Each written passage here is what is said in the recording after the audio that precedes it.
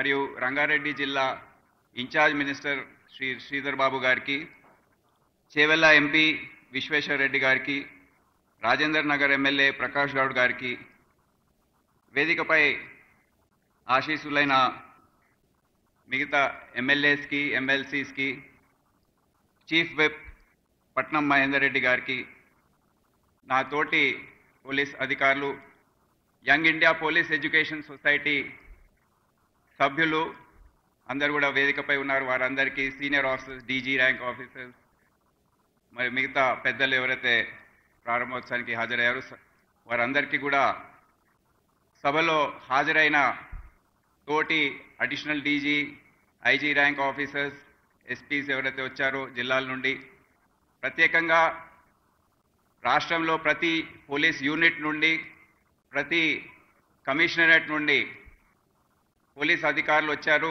వారితో వచ్చిన సిబ్బందికి, వారికి ముఖ్యంగా ఈ స్కూల్లో అడ్మిషన్ తీసుకున్న పిల్లలు, వాళ్ళ తల్లిదండ్రులు, మీడియా మిత్రులు, ఇతర ఈ స్కూల్లో పనిచేస్తున్న టీచర్స్, ప్రిన్సిపల్, జనరల్ మేనేజర్ అందరికీ కూడా పోలీస్ డిపార్ట్మెంట్ తరఫున, young India police education society తరఫున నేను హృదయపూర్వకంగా ఆహ్వానాన్ని పలుకుతున్నాను.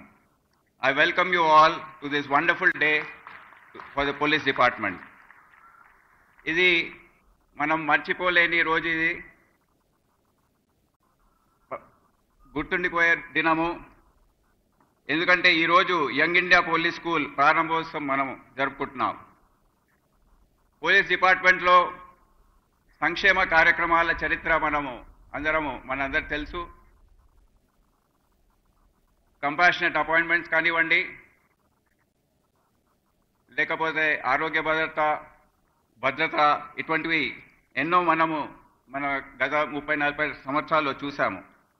కానీ ఈరోజు ఏదైతే మన ముందు చూస్తున్నామో యంగ్ ఇండియా పోలీస్ స్కూల్, అది ఎప్పుడు కూడా మనము ఊహించలేదు. చాలా ముఖ్యమైన అంశం చదువు. పిల్లల చదువు గురించి మనం ఎప్పుడు కూడా ఆందోళన చెందుతూ ఉంటాం. అయితే దాని గురించి ఈరోజు రాష్ట్ర ప్రభుత్వం మరియు ముఖ్యమంత్రి గారు ఒక చాలా పెద్ద చొరవ తీసుకొని ఈ స్కూల్ని శాంక్షన్ చేయడం, మీరు అందరు కూడా, మీ పిల్లలు అందరు కూడా దీంట్లో చదవాలని ఒక దృఢ సంకల్పంతో వారు ఈ నిర్ణయం తీసుకోవడం జరిగింది. అయితే అక్టోబర్ 21వ తేదీ మార్టిర్స్ డే రోజు దీని శంకుస్థాపన అనేది జరిగింది. ఆ రోజు ఇక్కడ ఏదైతే మెయిన్ క్యాంపస్ ఉందో 50 ఎకరాల్లో ఏదైతే స్కూల్ రాబోతుందో అక్కడ శంకుస్థాపన చేయడం జరిగింది, కార్యక్రమం జరిగింది. డిసెంబర్ మొదటి వారంలో ముఖ్యమంత్రి గారు ఈ స్కూల్ని మీరు చూడాలి, వ్యక్తిగతంగా దీని పనులు వేగవంతం చేయాలని వారు చెప్పడం జరిగింది. అయితే నేను వారిని వెళ్ళి సంప్రదించిన సందర్భంలో అసలు మీ విజన్ ఏంటి, ఈ స్కూల్ ద్వారా మీరు ఏమి ఆశించదలుచుకున్నారు అనేది వారిని నేను అడిగి తెలుసుకున్నాను. వారు చెప్పిన విషయాల్లో కొన్ని ముఖ్యమైన అంశాలు ఏంటంటే, పోలీస్ వారు ఎప్పుడు కూడా వారి డ్యూటీస్ నిమిత్తం బయట ఇంట్లో వారి పిల్లలకు అందుబాటులో లేకుండా, ఎప్పుడు వస్తారో ఎప్పుడు వెళ్తారో సమయపాలన లేకుండా వారి డ్యూటీస్ ఉంటాయి. ప్రజల రక్షణ గురించి వారు ఎక్కడెక్కడో పోస్టింగ్స్ ఉంటాయి.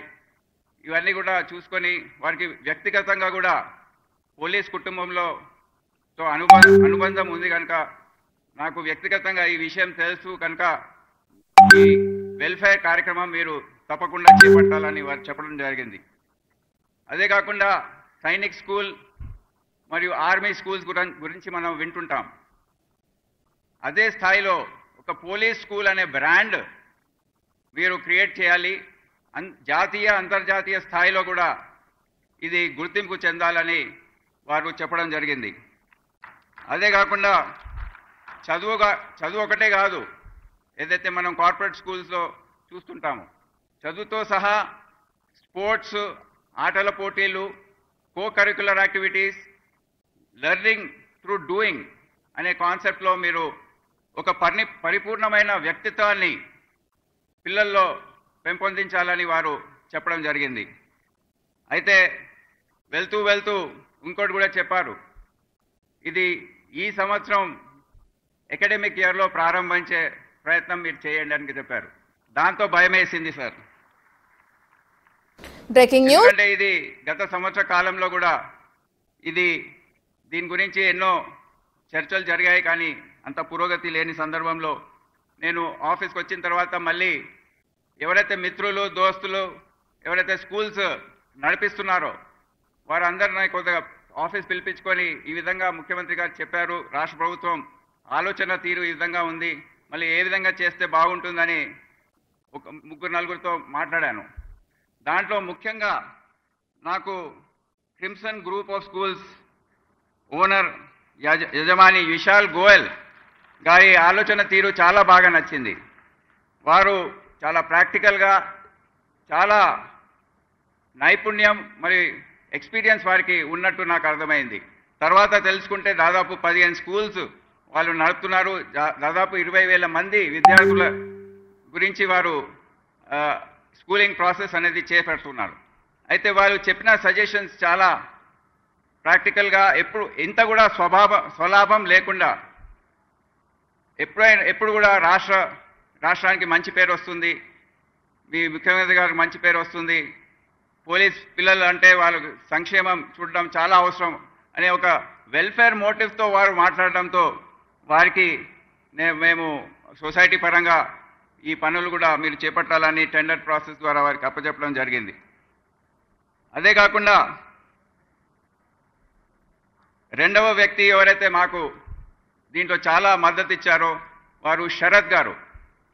శరత్ గారి గురించి చెప్పాలంటే దాదాపు 34 సంవత్సరాలు నేను డిపార్ట్మెంట్లో వారిని చూస్తున్నాను. ఫస్ట్ పోస్టింగ్ వరంగల్లో అయినప్పుడు 1992-93లో వారు అప్పుడు ఆ సమయం నుంచి వారిని నేను పోలీస్ డిపార్ట్మెంట్, మన వెల్ఫేర్ యాక్టివిటీ, ఆరోగ్య భద్రత ఇతర అన్ని అంశాలు కూడా వారు చూస్తూ ఉంటారు. సో వారిని సంప్రదించడం జరిగింది. వారు కూడా చాలా విలువైన సూచనలు చేసి ఈ యూత్ సొసైటీలో వారు కూడా చాలా ముఖ్యమైన పాత్ర వహించారు. అదే కాకుండా మూడవ వ్యక్తి ఎస్పీ రెడ్డి గారు. వారు ఒక వ్యాపారవేత్త, వారికి పోలీస్ డిపార్ట్మెంట్తో చాలా అనుబంధం ఉంది. వారి తండ్రి గారు ఎస్ఎల్ఎన్ రెడ్డి, వారు ఒక రిటైర్డ్ డీసీపీ, ఇప్పుడు లేరు. వారికి పోలీస్ సంక్షేమం అంటే చాలా ముందు నుండి చాలా లోతుగా వారి మనసులో ఉంది.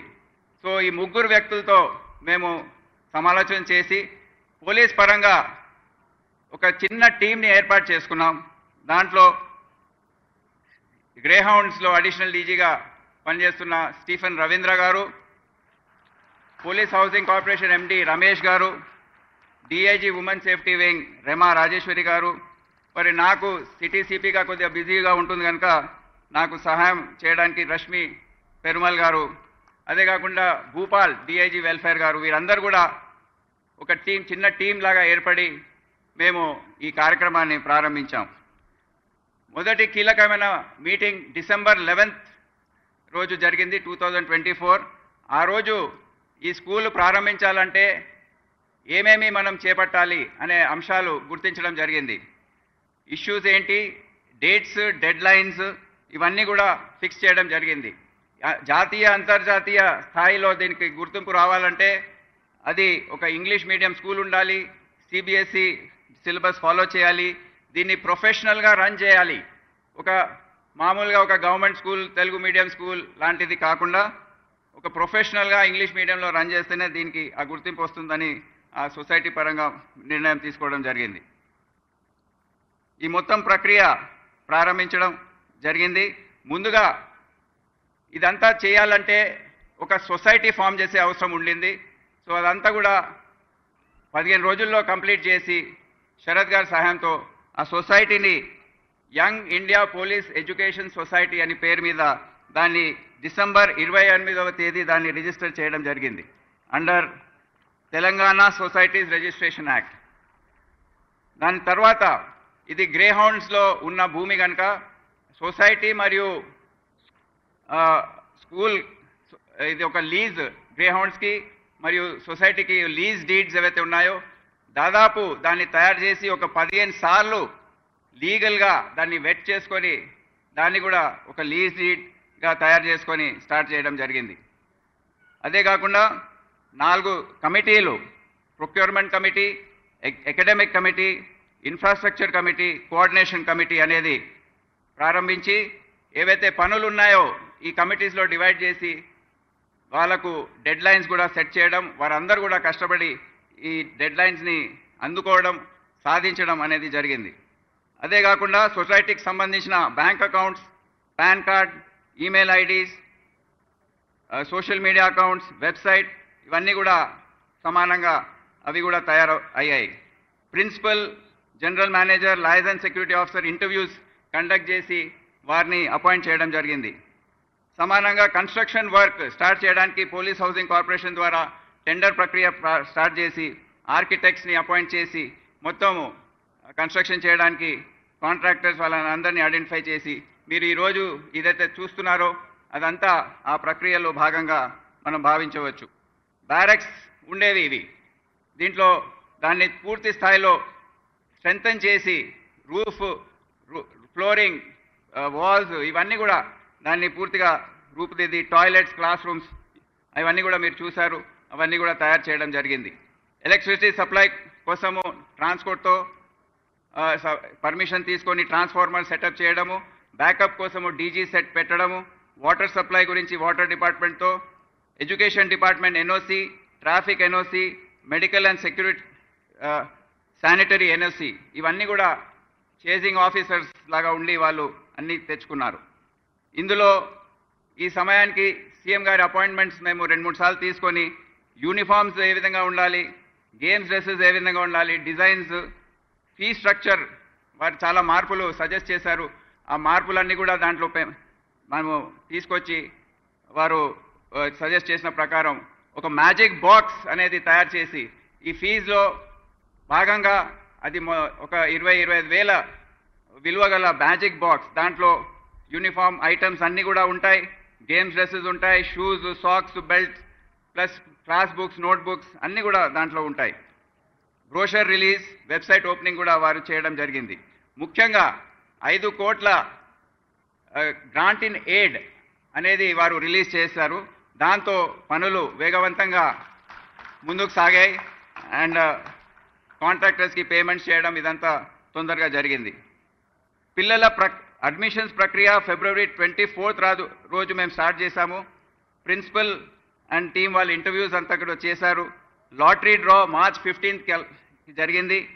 ఇప్పటి వరకు ఏదైతే 100 సీట్లు పోలీస్ డిపార్ట్మెంట్ కోసం రిజర్వ్డ్గా ఉన్నాయో దాంట్లో 82 ఫిల్అప్ అయ్యాయి. ఇంకా 100 సీట్లు ఓపెన్ కేటగిరీగా పెట్టాము. దాంట్లో 5 సీట్లు ఇప్పటి వరకు భర్తీ అయ్యాయి. మనకు ఇంకా సమయం ఉంది. జూన్ వరకు 400 ఎంక్వైరీస్ పెండింగ్లో ఉన్నాయి. కొద్దిగా ఓపెన్ కేటగిరీ ఫీ ఎక్కువగా ఉందని ఫీడ్బ్యాక్ రావడంతో మేము సొసైటీలో మళ్ళీ దాని గురించి చర్చించి ఈ మొదటి సంవత్సరం కోసం ఆ ఫీ కొద్దిగా తగ్గడానికి మేము చర్చలు జరుపుతున్నాం. అదే కాకుండా టీచర్స్ ఇంటర్వ్యూస్ అండ్ అపాయింట్మెంట్స్ ఇవన్నీ కూడా ప్రారంభమయ్యాయి. ప్రక్రియ పూర్తయింది. 18 టీచర్స్ని అపాయింట్ చేయడం, గేమ్స్ దాంట్లో games teacher, music teacher, dance teacher, sports టీచర్స్ని ఇంక్లూడ్ చేస్తూ వారిని రిక్రూట్ చేయడం జరిగింది. మీరు క్లాసెస్లో చూశారు, up to date furniture and modern technology ఏవైతే ఉన్నాయో అవి interactive panels, mobile computer lab, Lego tables ఇవన్నీ కూడా దాంట్లో పెట్టడం జరిగింది. ఇవే కాకుండా 2 బస్సెస్ని కూడా హైర్ చేశాం. ఎవరికైతే ట్రాన్స్పోర్ట్ అవసరం ఉంటుందో వారికి సౌకర్యార్థం కోసం. సో వచ్చే రోజుల్లో ప్లాన్ ఏంటనేది మనము ఆలోచించాలి. సో దాని గురించి కొన్ని రోజుల క్రితం జరిగిన బోర్డ్ మీటింగ్లో ఈ స్టూడెంట్ కెపాసిటీ డబుల్ చేసి ఇదే క్యాంపస్లో నడిపిద్దామని ముందు భావించాం. కానీ దానికి దాదాపు 10 కోట్ల ఖర్చు ఉంది కనుక ఈ 10 కోట్లు ఎందుకు ఇక్కడ వేస్ట్ చేయాలి? పర్మనెంట్ క్యాంపస్ ఏదైతే ముఖ్యమంత్రి గారు మనకు అలాట్ చేశారో దాంట్లోనే ఒక అడ్మిన్ బ్లాక్ తయారు చేసి పిల్లలందరినీ అక్కడ 4th, 5th, 6th క్లాసెస్ ఏవైతే ఉంటాయో అవి అక్కడ తరలించి 1st, 2nd, 3rd with double the capacity ఇక్కడ నడిపిద్దామని ఒక ఆలోచనకు వచ్చాం. సో దాని గురించి ఆర్కిటెక్ట్ సర్వేయర్, కన్స్ట్రక్షన్ చేసేవాళ్ళు వీళ్ళందరినీ సమకూర్చుకునే అవసరం ఉంది.